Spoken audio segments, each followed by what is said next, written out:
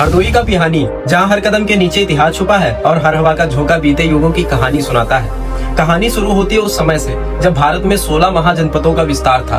उन्हीं में से एक था पंचाल, जिसकी सीमाओं में आज के बरेली, भदायूं और फर्रुखाबाद आते हैं। उस दौर में अहिछत्र और काम्पिली जैसे नगर केवल शहर नहीं थे, बल्कि सभ्यता के केंद्र थे। समय बदला पर मिट्टी ने अपनी यादें नहीं छोड़ी।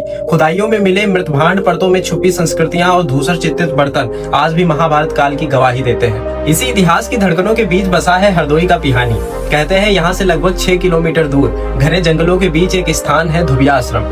नाम भले ही साधारण लगे, लेकिन इसकी कहानी असाधारण है। मान्यता यह है कि यह वही स्थान है जहाँ कभी धौम ऋषि का आश्रम हुआ करता था। वही धौम ऋषि जो पांडवों के पुरोहित और उनके मार्गदर्शक थे। कल्पना कीजिए, जब पांडव वनवास में भटक रहे होंगे, तब शायद इसी धरती पर उन्होंने विश्राम किया होगा, इसी जल को पिया होगा और इसी जंगल की छाया में अपने संघर्षों की योजनाएं बनाई होंगी।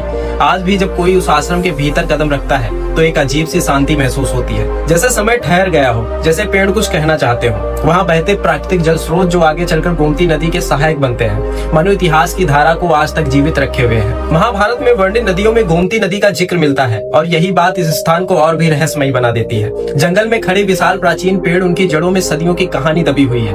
कोई नहीं जानता कि ये पेड़ कितने पुराने हैं, लेकिन इन्हें देखकर ऐसा लगता है जैसे ये महाभारत काल के मौन साक्षी हुए होंगे। अगर इनका वैज्ञानिक परीक्षण हो तो शायद ये अपने भीतर छुपे समय के राज खोल दे। समय के साथ बहुत कुछ बदला है, पर यह आश्रम आज भी अपनी पहचान बनाए हुए है। हाल में ही यहाँ पर्यटक की व्यवस्था और सौंदर्यीकरण हुआ है, जिससे यह स्थान लोगों के बीच फिर से चर्चा में आने लगा है। लेकिन हर पहचान अपने साथ एक जिम्मेदारी भी लाती है। अगर इस जगह की सुरक्षा नहीं की गई तो भीड़ और लापरवाही इसकी शांति और पवित्रता को नुकसान पहुंचा सकती है। यह सिर्फ एक ऐतिहासिक स्थल नहीं, बल्कि हमारी संस्कृति और आस्था का जीवंत हिस्सा है। कहानी यहीं खत्म नहीं होती। असल कहानी तो अब शुरू होती है, जब हम तय करते हैं कि हम अपनी इस धरोहर को सिर्फ देखने नहीं आएंगे या उसे बचाने की जिम्मेदारी भी निभाएंगे। क्योंकि कुछ जगह सिर्फ जगह नहीं होती, वो समय की किताब के वो पन्ने होती हैं जिन्हें अगर संभाल कर ना रखा जाए तो इतिहास हमेशा के लिए खो जाता है। तो आई होप ये छोटा सा वीडियो आप लोगों को पसंद आया होगा। अगर पसंद आया है तो लाइक, कमेंट एंड शेयर कर दीजिए। अगर हाँ, हमारे अकाउंट के साथ जुड़ना चाहते हैं तो हमारे अकाउंट को फॉलो कर लीजिए। तब तक के लिए जय हिंद, जय भारत।